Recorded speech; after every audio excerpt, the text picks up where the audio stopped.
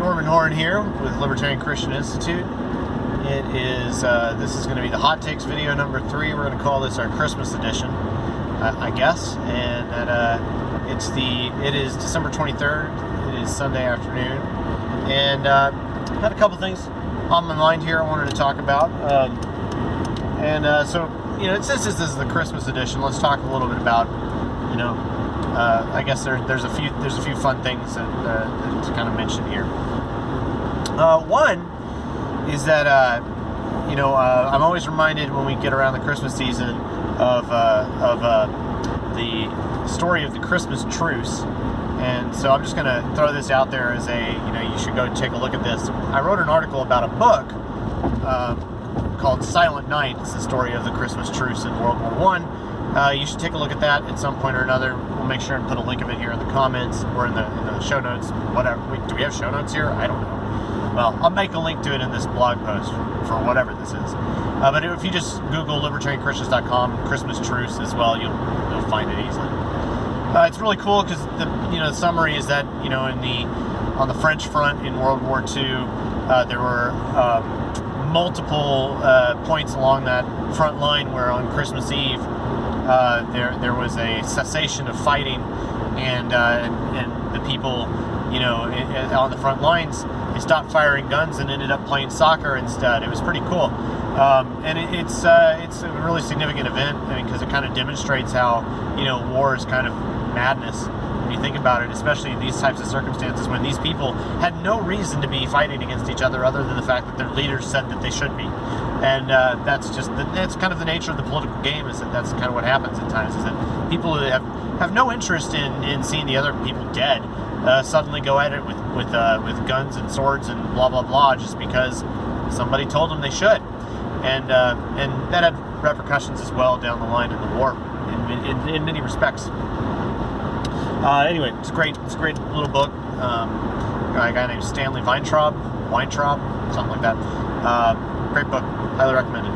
But also, we struck this with kind of an interesting point here. It kind of relates to this variety of things. On Thursday this past week, I got to see Keith and Kristen Getty in concert over here in St. Louis. My brother-in-law plays with, and his wife play in that band, and so they go on tour with them every year, and have been for some time now. And if you're not familiar with Keith Getty, and he's a hymn writer, modern hymn writer, and actually he's written, a lot of people know his hymn called "In Christ Alone." It's a great piece of music, and it's something that kind of many churches have kind of caught a hold of. It's a good piece of music. So anyway, they did this Christmas show over here.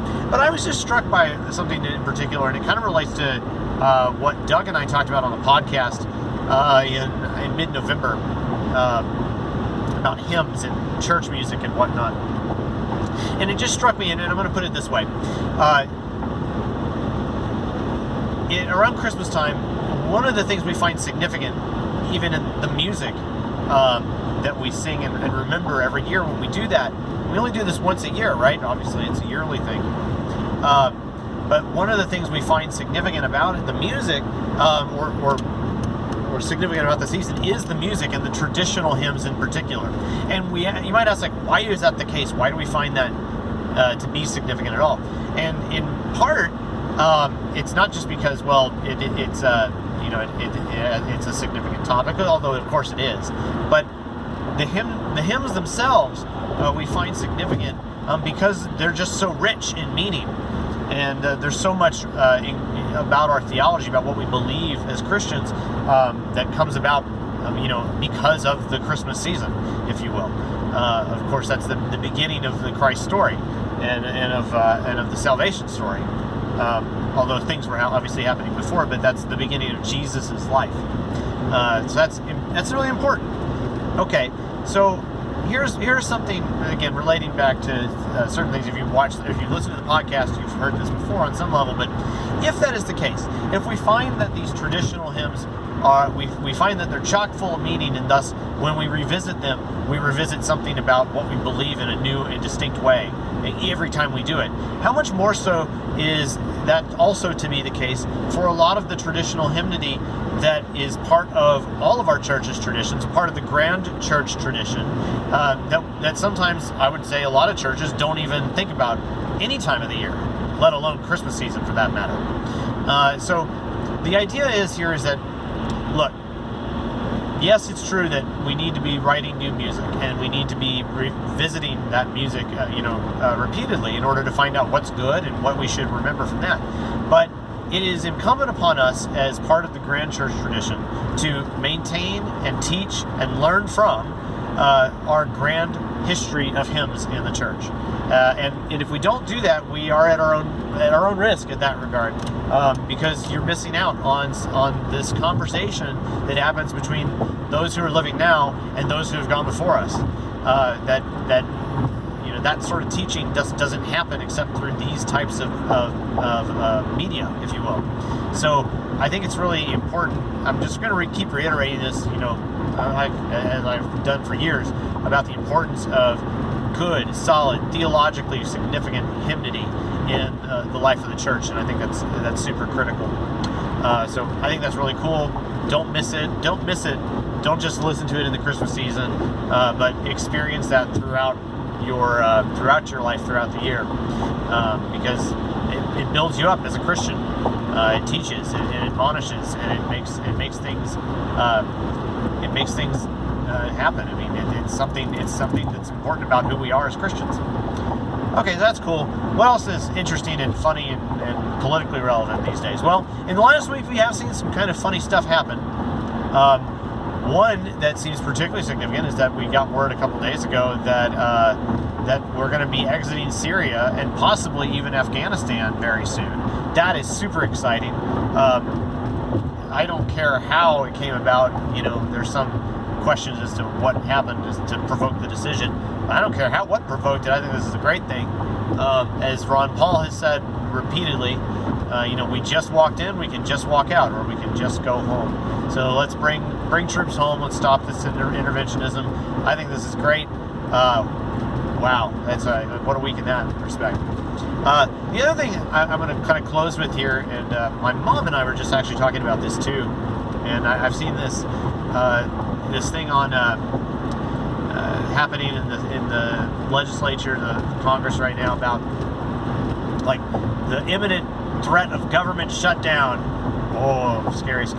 But in particular, because of not wanting to, get funding or else for building this wall. Now, I find this very interesting that,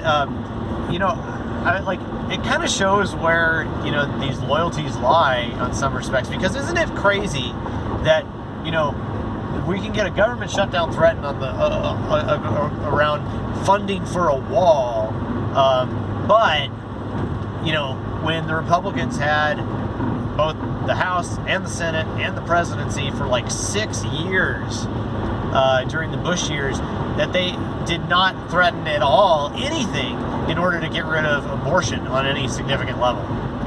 And this is something I've said, for many, many years, that Republicans don't really have that great of an incentive to actually get anything done when it comes to pro-life values. Because once they finally do, then they won't have anything to rile up the base. And that's they just won't. Why should they? Because as long as there is that imminent threat of the scary Democrat, and whatnot, and they're coming to do more against babies or whatever. So you got to elect them to make sure that they can stop it. Well, guess what? These guys don't care. They care, they care about their money. They care about their votes and getting reelected and whatnot. They don't care. That should be pretty imminent, or eminently obvious at this point. And especially given, look at what they're doing. This is insane. They're willing to go to bat for a wall and the funding thereof, but they're not really willing to go to bat over the lives of little children. And not even in a nuanced way. Like, look, we can go around and around the boat about that. But let's be clear. They know they understand where the incentive structures lie for them, and that's why you're never going to see them do anything. It's just, again, one more reason to just not trust these idiots. Just don't. It's not worth it. I mean, there's only a couple of decent men in Congress, period, and it's just the way it is. Don't put your hope in princes.